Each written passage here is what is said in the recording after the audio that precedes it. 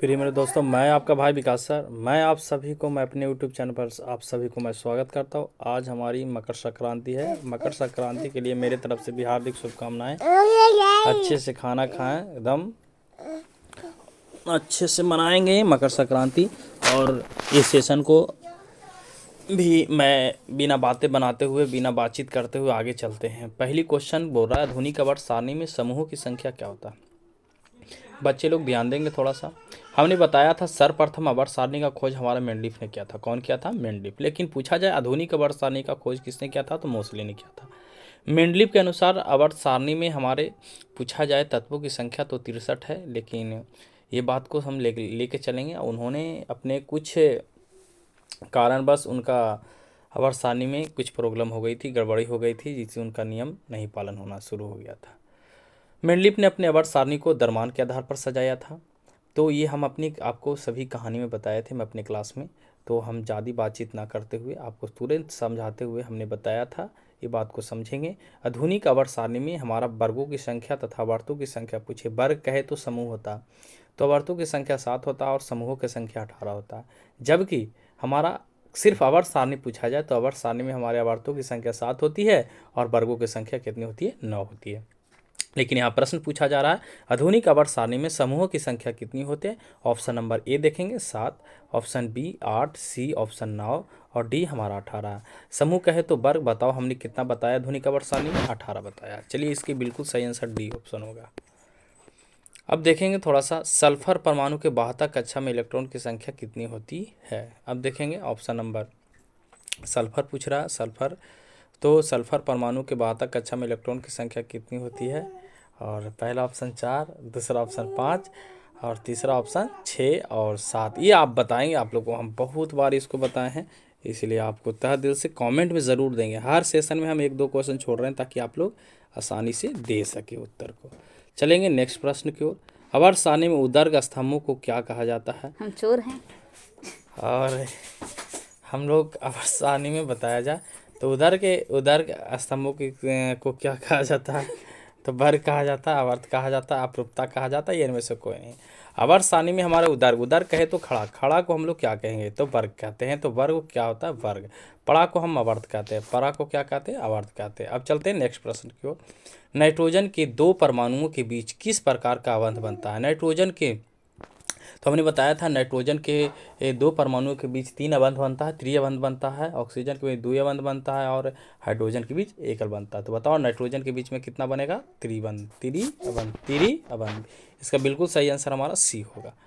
अब चलेंगे नेक्स्ट प्रश्न की ओर थोड़ा सा, और नेक्स्ट प्रश्न में क्या कहता है उसको देख लेंगे थोड़ा सा। उसके बाद है चलेंगे क्वेश्चन नंबर 5 पर फोकस करेंगे। क्वेश्चन नंबर कितना? 5।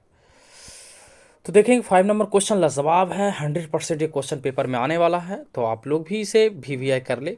और जो भी हम पढ़ा रहे हैं वो बोर्ड एग्जाम के लेकर पढ़ा रहे हैं, और इसको 1 बार नहीं 2 बार 3 बार वीडियो को देखा करें, ताकि आपको, इसीलिए हम कम मिनट का बना रहे हैं, ताकि आप लोग को लगे कि सर ज़्यादा देरी ना हमें लाइव होना पड़े और देखना पड़े, आपको कम ही में हम सब कुछ गुजार रहे हैं।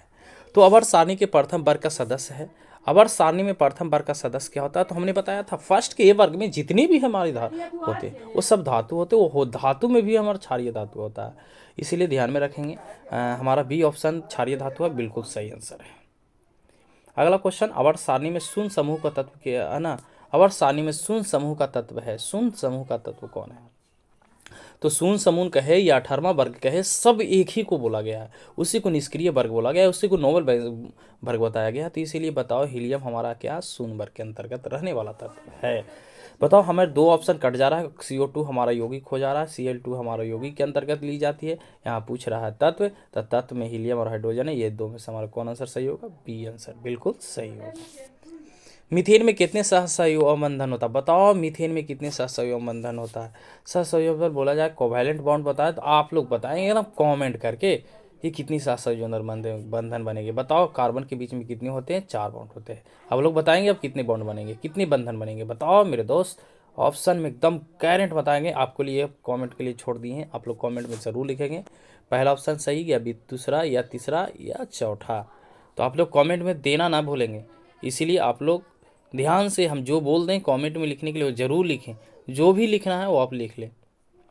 आधुनिक अवर सारणी में तत्वों को वर्गीकरण के आधार पर, यानी आधुनिक अवर सारणी है जो किसके आधार पर वर्गीकरण किया गया था, तो हमने बताया था हमारे आधुनिक अवर सारणी परमाणु संख्या के आधार पर। अवर सारणी का खोज हमारे मेंडलीफ ने किया था, ये सर्वप्रथम अवर सारणी का खोज भी मेंडलीफ ने किया था। उनके परमाणु द्रव्यमान के आधार पर अवर सारणी को सजाया गया था, लेकिन आधुनिक अवर सारणी का खोज मोसले ने किया था, इन्होंने परमाणु संख्या के आधार पर सजाए थे। तो इसका बिल्कुल सही आंसर क्या होगा, परमाणु संख्या, बिल्कुल डी ऑप्शन सही होगा।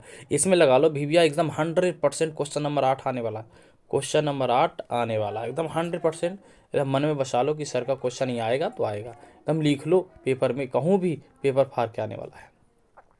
क्वेश्चन नंबर 9 बताएंगे, ये हमने अभी जस्ट बताया दोस्त। अगर एक क्वेश्चन, हमारा फर्स्ट जो क्वेश्चन है, आधुनिक आवर्त सारणी में वर्गों की संख्या, वर्गों को ही क्या बोला जाता है, समूह। बताओ इसका आंसर सही क्या होगा, हमने पहले बताया है दोस्त।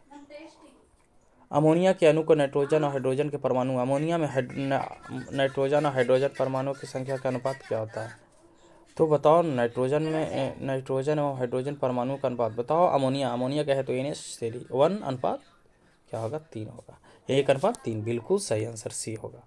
लोहे की परमाणु संख्या कितना होता है, 26, एकदम लिख लो, पेपर में आने वाला है, पेपर में आने वाला, इससे कोई रोक नहीं सकता है। लोहे की परमाणु संख्या कितना होता है, 26, बिल्कुल सही आंसर बी होगा। पेपर में 100% छपने वाला है, एकदम छपेगा तो छपेगा।